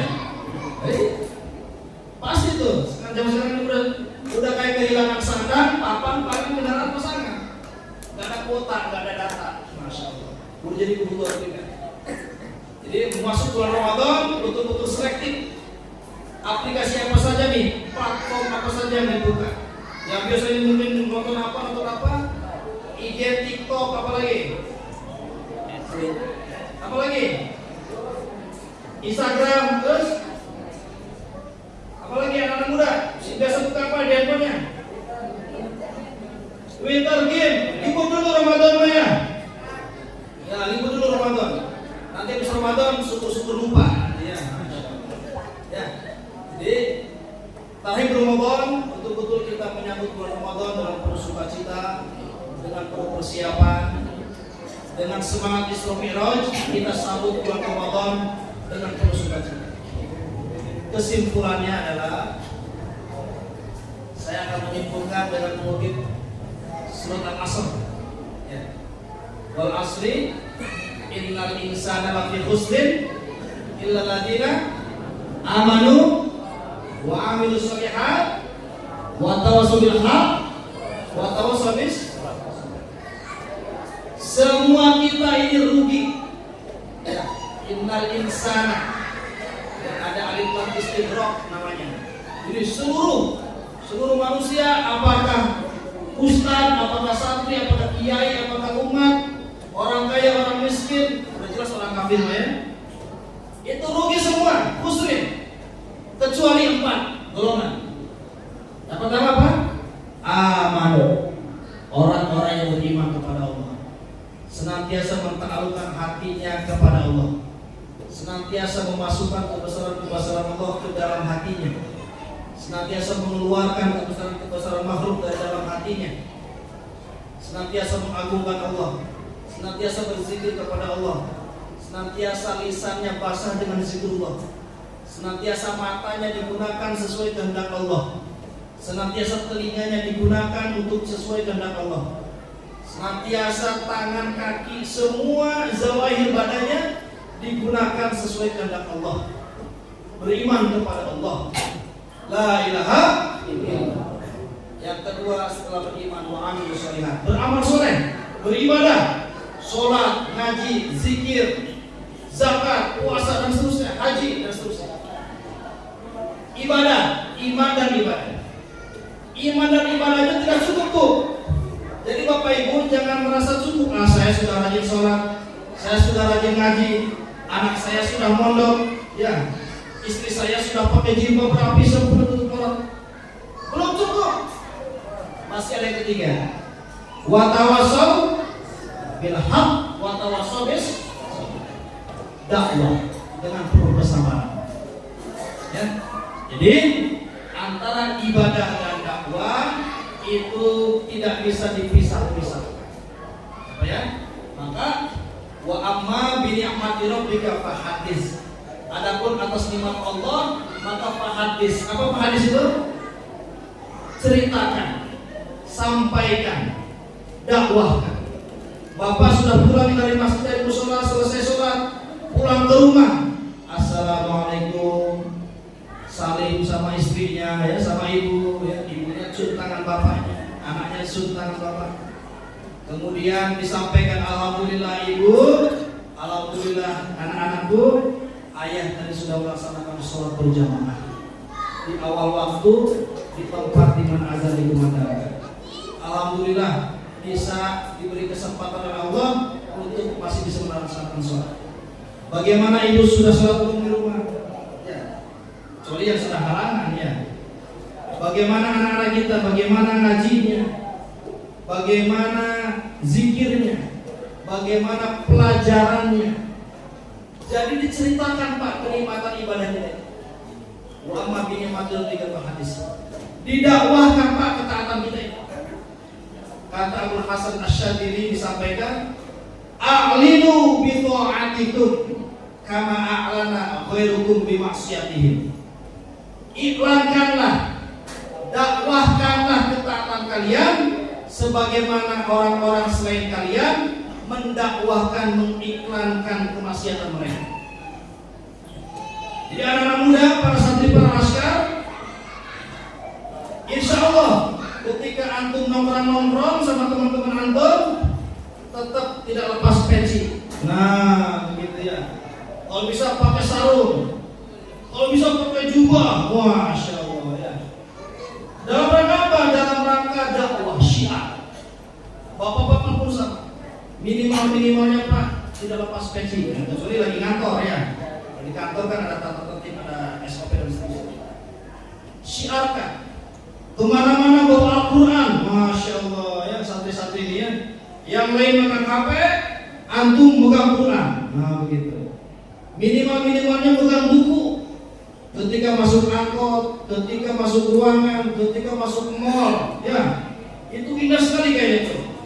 Ya, ada santri masuk mall bawa Al-Quran, duduk-duduk saling tasmiyah Al-Quran hafalan. Masya Allah, itu indah kayaknya.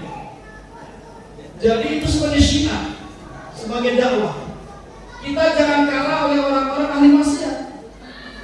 Ahli maksiat, mohon maaf untuk perempuannya ya, auratnya tidak tertutup dengan rapi.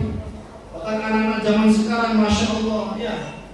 Kalau zaman dulu gotong basah, gotong basah Pak, tundukan pandangan. Kalau sekarang mereka ya, atas kena bawah kena Pak, betul Pak? Enggak salah, tumpulnya salah gitu. Malah tambah repot yang di bawah ini. Waduh, jadi pusing kita akhirnya kan, masya Allah. Maka betul-betul dijaga betul pada. Maka ibu-ibu masya Allah berjilbab rapi, tutup aurat rapi, wangi, bersih, harum, pede, bismillah, niat syiar. Nah, begitu. Ya, bule-bule aja pede, ya. Kemana-mana you can see, ya, lengkop gitu, ya, di pinggir pantai. Masa kita malu? Ya, begitu. Jangan malu, ibu-ibu jangan malu. Masuk ke pantai, ya, pakai gamis yang rapi, masya Allah. Ya. Masuk ke mall, gamis yang rapi. Jangan minder. Pokoknya niat syiar. Kata Bayu Zaman Syekh An-Nursi ya, sallallahu alaihi, sunnah yang paling tinggi adalah sunnah syiar. Di antara sunnah syiar adalah salat berjamaah dan tadi yang menutup aurat yang rapi. Jadi dakwah aqlinu bi ta'atikum kama ala tabarru bi masyati. Kata Imam Ahmad Hasan Asy'ari, dakwahkanlah, syiarkanlah keislaman kalian, ketaatan kalian, sebagaimana orang-orang ahli maksiat mendakwakan, mensyiarkan kemaksiatan mereka. Yang lain nongkrong-nongkrong itu bicara yang gak penting, gak manfaat. Ibu-ibu, bapak-bapak datang nongkrong-nongkrong membawa pesan-pesan agama. Ketika nongkrong azan berkumandang, Allahu Akbar, alhamdulillah sudah azan. Mohon izinnya, saya mau sholat dulu. Meskipun tidak langsung mengajar, tetapi itu dakwah bil hal, secara tidak langsung mengajar. Ya. Meskipun bukan langsung mengajar, itu pun salah satu syiar dakwah. Ishhadu bi anna muslimin, saksikanlah, persaksikanlah bahwa sesungguhnya kami orang Islam. Jadi orang Islam ini harus pede, jangan minder. Ya, jangan minder, harus pede. Suatu jamaah harus pede. Kadang ada orang yang iseng. Emang gak ada kerjaan ya? Kok tiap sholat berjamaah terus di masjid? Itu ada Pak. Ada itu di kampung itu, di Kresek itu ya. Aneh gitu kalau ada yang rajin sholat berjamaah, itu aneh Pak. Di sini ada gak Pak? Yang merasa aneh yang sholat berjamaah? Kalau di sana ada. Kok bisa ya? Tiap sholat berjamaah itu wajar. Karena sholat berjamaah termasuk sunnah yang hampir punah. Betul gak Pak? Hampir punah. Orang itu biasanya sholat itu ya sendirian atau pulang kerja, sisa waktu. Padahal kita sholat ini harus dengan sepenuh waktu, harus dengan sepenuh energi. Ini bagaimana sholatnya mau khusyuk, mau khudu, mau kualitas yang bagus? Kalau sholatnya sisa tenaga, sisa waktu, ya, sisa energi, masya Allah. Sehingga sulit. Repot lagi kalau ya nantilah saya sholatnya kalau sudah pensiun. Itu tambah serem lagi tuh. Mending kalau nyampe pensiunnya Pak. Kalau nggak nyampe bagaimana? Keburu pensiun duluan, pensiun ini diambil sama cek ini Israel, ya, masya Allah. Itu 70 kali Pak. Israel itu, ya, nyakronin kita itu. Ada Pak. Ketika kami dakwah ke Jakarta, masuk ke lorong-lorong jalan-jalan sempit, gang-gang sempit di Jakarta Utara. Itu banyak jumpa dengan orang-orang tua sudah uzur, Pak. Kita ajak sholat, kita ajak ke masjid. Masya Allah, Mas, saya ini sudah lama begini, udah puluhan tahun dari muda saya nggak sholat. Itu nadanya tuh nada tidak ada nada penyesalan gitu. Terus kita nanya, terus Pak, mau kapan sholatnya? Ya nantilah, gimana nanti saja. Jadi bukan nanti gimana Pak, tapi gimana nanti. Itu Bapak, banyak Pak yang begitu Pak. Kita kebetulan di pondok ini ada program khuruj namanya. Jadi si santri itu ada program keluar, ada yang 2 hari, ada yang 3 hari. Nah sekarang ada santri kita yang lagi keluar di Subang 40 hari. Sama, dari rumah ke rumah, dari tongkrongan ke tongkrongan, dari gang ke gang. Ngajak-ngajak tadi syiar, tadi a'linu bito'atikum kan. Banyak sekali orang-orang yang sudah tua, masya Allah belum sholat. Maka alhamdulillah Bapak Ibu di sini, masya Allah, alhamdulillah ya, masih taat, masih istiqomah dalam sholat, masya Allah. Banyak-banyak bersyukur kepada Allah Subhanahu Wa Taala. Ya. Jadi mudah-mudahan Allah Subhanahu Wa Taala dengan semangat Isra Mi'raj, ya, maka ada 2 spirit. Pertama spirit dakwah, kedua spirit ibadah. Kalau ibadah itu mendekatkan diri kepada Allah, kalau dakwah mendekatkan diri dan orang lain kepada Allah. Jadi nggak hanya diri kita saja yang dekat sama Allah, tetapi orang lain pun kita ajak kepada Allah. Ku anfusakum wa ahlikum, nah minimal lingkungan terkecil keluarga kita, ya. Istri kita, kalau istri ya suami kita, ya, anak-anak kita. Bagaimana sholatnya, bagaimana ngajinya, bagaimana ilmu agamanya. Jangan lupa Pak, ilmu syariat yang fardu ain itu wajib untuk dipelajari. Ya. Pelajaran sholat, pelajaran puasa, pelajaran zakat. Tadi yang pertamanya pelajaran akidah dulu, tauhid. Itu wajib, apapun profesi kita. Oh saya kan anak STM Ustaz, hobi megangin mesin. Selama ente Islam, wajib fardu ain hukumnya mempelajari ilmu syariat. Mobil khusus tadi yang rukun iman dan rukun Islam. Ya, tauhidnya, sholatnya, zakatnya dan seterusnya. Dari mulai mau istinjanya, toharohnya dan seterusnya. Wajib, Pak. Apapun profesinya. Ya. Maka Bapak-bapak Ibu sekalian, akhirnya dari semangat ini kita memiliki orientasi hidup baru. Kita bisa memahami mana maksud hidup dan mana keperluan hidup, mana tujuan dan mana keperluan. Bagaimana caranya? Mari kita kutip satu ayat. A'udzubillahi minasyaitonir rajim. Wabtaghi fima ataqallaha darul akhirah wala tansa nasibaka minad dunya. Wabtaghi, ini pakainya pakai sifat fil amr. Kalau kata santri mah ibtagha yabtaghi, wabtaghi dari bagia ya bagi atau bagha ya bagha. Ketika ketambahan alif dan ta, maka maknanya itu secara ilmu tasrif, ilmu sorof berubah menjadi yang tadinya carilah menjadi carilah sampai dapat. Ibtagha yabtaghi, wabtaghi, maka carilah sampai dapat apa? Fima ataqallah, melalui karunia yang Allah berikan kepada kita, darul akhirah, kampung akhirat. Ya. Jadi fima ataqallah, apapun yang Allah karuniakan kepada kita, apakah itu pekerjaan kita. Di sini banyak yang menjadi karyawan, ada pengusaha, ada guru, ada pedagang, ada petani, dan seterusnya. Apapun karunia yang Allah berikan kepada kita, jadikan itu sebagai ibtighaan, sebagai bekal untuk mencari sampai dapat kampung akhirat. Ya Pak ya? Jadi jadikan semua aktivitas kita, semua profesi kita sebagai wasilah, sebagai ladang amal ibadah dan dakwah kita kepada Allah untuk bekal akhirat kita. Bapak yang jadi guru, maka jadikan sekolah Bapak, murid-murid Bapak sebagai ladang ibadah dan dakwah Bapak. Bapak yang pedagang, jadikan pasar Bapak, warung Bapak, karyawan Bapak sebagai ladang ibadah, ladang dakwah kepada Allah.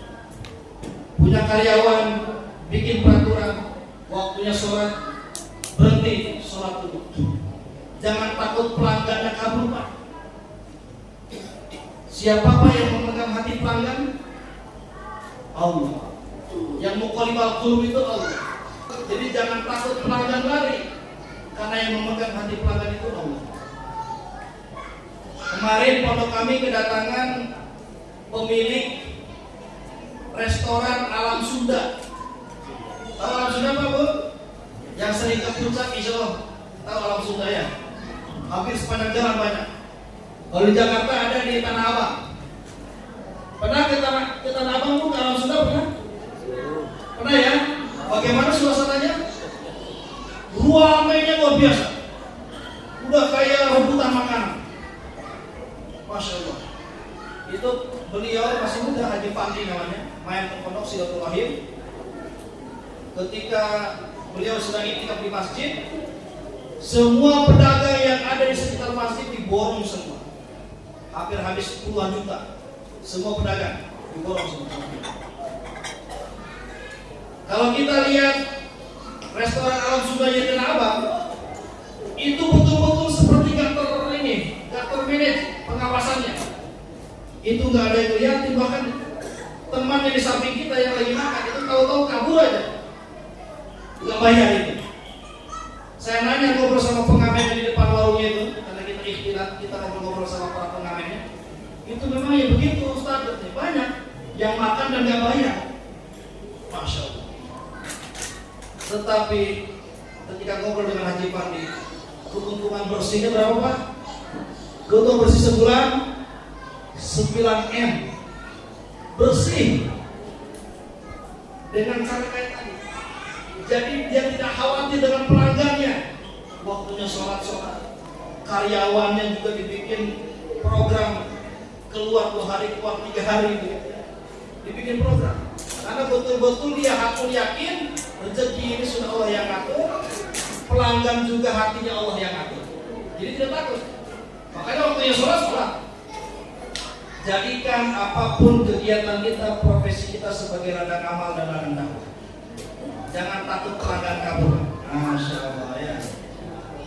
Wabtaghi fi ma taqaddara akhirah wala tansa nasibaka minad dunya. Tetapi di tengah-tengah sibuk nyari kampung akhirat, Allah memperingatkan jangan lupa bagian dunia ini. Ya. Jangan semalaman di masjid aja. Istri kita punya hak di rumah, anak kita juga punya hak dari kita di rumah, pekerjaan kita juga punya hak dari kita. Jadi proporsional. Ya. Yang berlebih-lebihan itu tidak baik. Baik itu ketaatan, apalagi kemaksiatan. Pertengahan, ya, khairul umur awsatuha.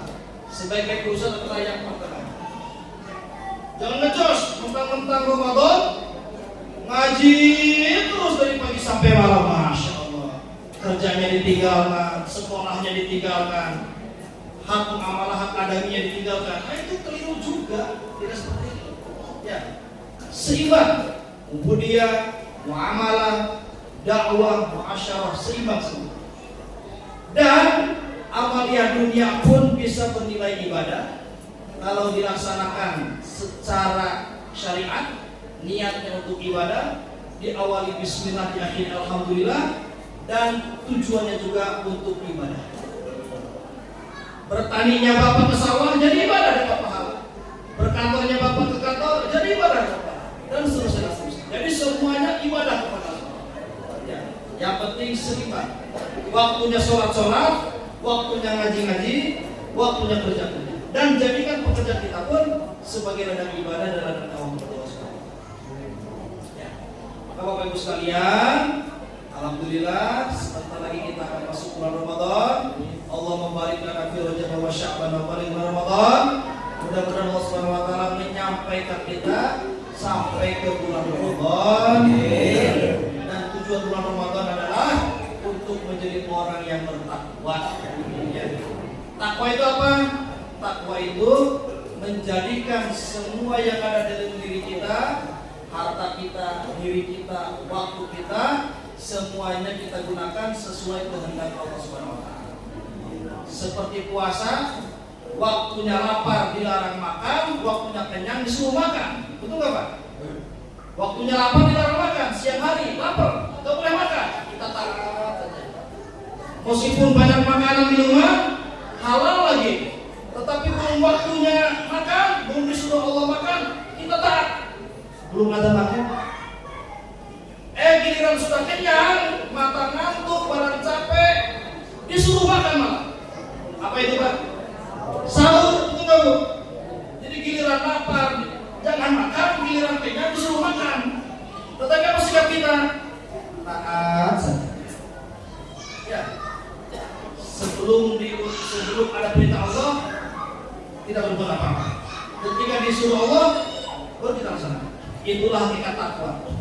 Maka dengan belajar dari Ramadan, melalui madrasah Ramadan, kita belajar apapun yang kita lakukan sesuai dengan kehendak Allah. Kalau belum diperintah Allah, diam. Setelah ada perintah, baru berjalan. Itulah hakikat takwa. Kalau hidup kita seperti Ramadan, hari-hari kita seperti bulan Ramadan, maka ketika kita meninggal kelak di dalam kubur kita seperti lebaran berhari raya bersama Allah Subhanahu wa taala. Ya. Karena hari-hari kita seperti Ramadan. Kita hanya melaksanakan apa yang diperintahkan Allah dan tidak melaksanakan apa yang dilarang Allah. Maka farhatun inda liqa'i rabbih, disitulah maknanya. Kita gembira ketika meninggal ketemu Allah, mendapatkan farhatun, kegembiraan berhari raya di dalam kuburan kita, berhari raya di akhirat kita, karena sepanjang hidup kita melaksanakan ketaatan seperti pada bulan Ramadan di bulan-bulan itu. Maka mudah-mudahan bulan-bulan di bulan Ramadan juga bisa seperti Ramadan. Jadi mari kita ramadankan seluruh bulan-bulan yang ada di bulan-bulan Ramadan. Sehingga bagaimana? Ketika kita meninggal, kita akan melaksanakan hari raya Idul Fitri bersama Allah Subhanahu wa taala, baik di dunia yang sementara, lebih-lebih di akhirat yang selama. Alhamdulillah. Masya Allah. Sudah jam 11 lebih ya. Cukup ya. Karena saya sudah diundang, maka kami pun mengundang balik. Nah, begitu ya. Jadi saya mengunjungi, boleh Bapak Ibu, kalau ada program-program BKN, ya silakan family gathering. Nah, di pondok kami suka ada yang family gathering, pertemuan keluarga.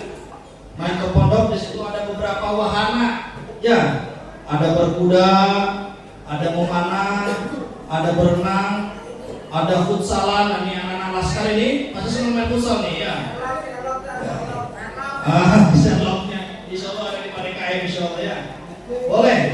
Ya, di situ ada bercocok tanam ya, masya Allah. Ada hutan juga.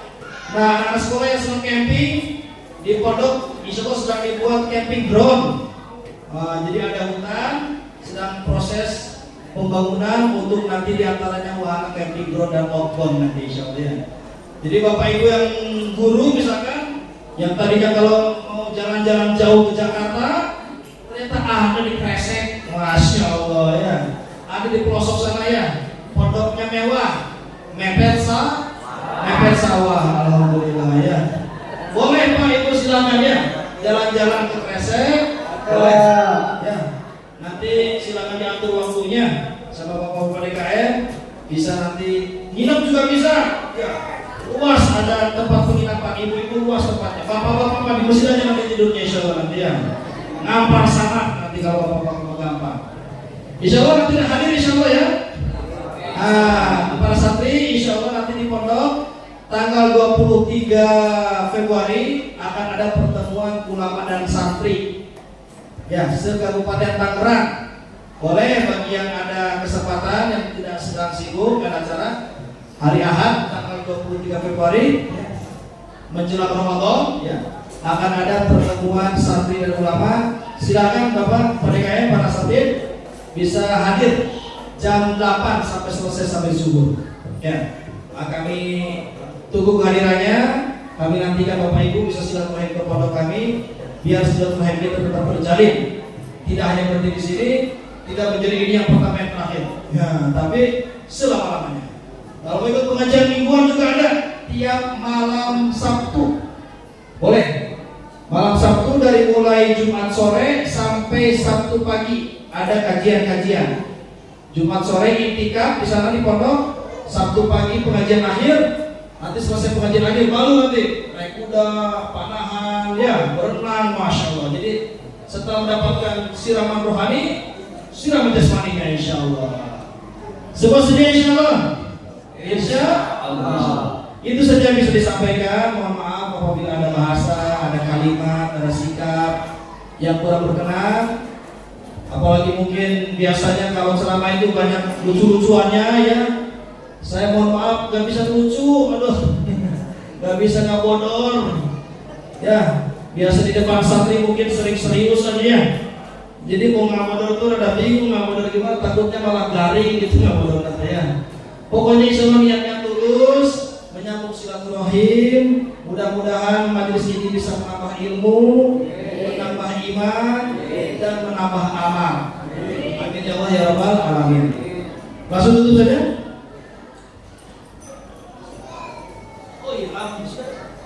Alhamdulillah. Ahlan wa marhaban Ustaz Abdul Aziz. Mohon maaf ini sudah ikut silaturahim di Mushola Al Barokah. Mudah-mudahan bisa disambung terus silaturahimnya. Dan sebelum ditutup dengan penuh sangat kami mengharapkan doa yang barokah insyaallah dari Ustazna, orang tua kita, guru kita Al-Ustaz Abdul Aziz. Kami persilakan untuk tetap menitafadhal masyhur insyaallah. Dari saya mohon maaf atas segala kesalahan, mohon dimaafkan. Mudah-mudahan menjadi asbab maslahat dan asbab hidayah buat kita semua dan umat seluruh alam. Amin ya Allah ya rabbal alamin. Wallahu a'lam. Wassalamualaikum warahmatullahi wabarakatuh. Waalaikumsalam warahmatullahi wabarakatuh. Assalamualaikum warahmatullahi wabarakatuh.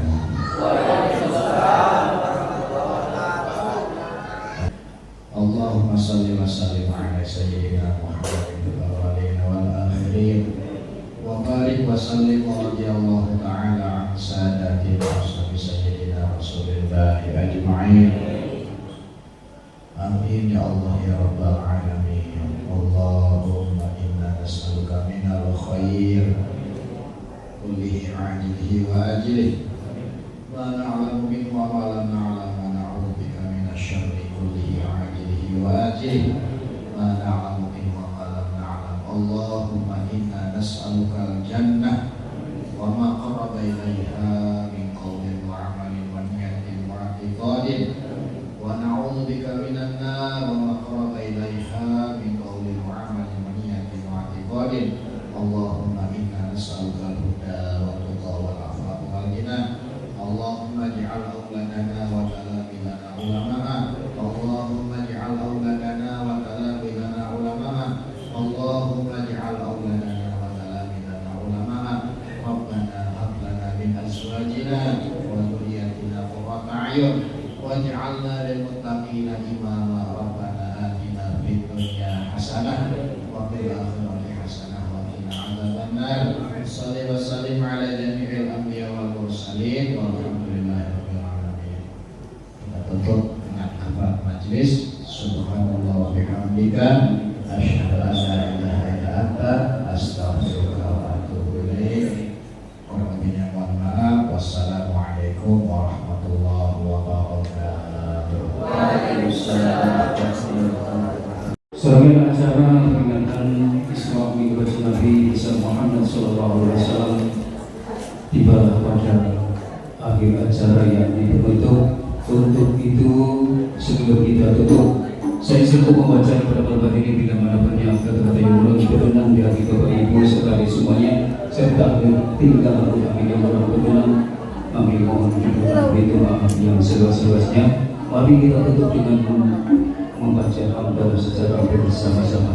Alhamdulillahirabbil alamin. Dari saya billahi taufiq wal hidayah wal mahfumikum. Wassalamualaikum warahmatullahi wabarakatuh. wabarakatuh.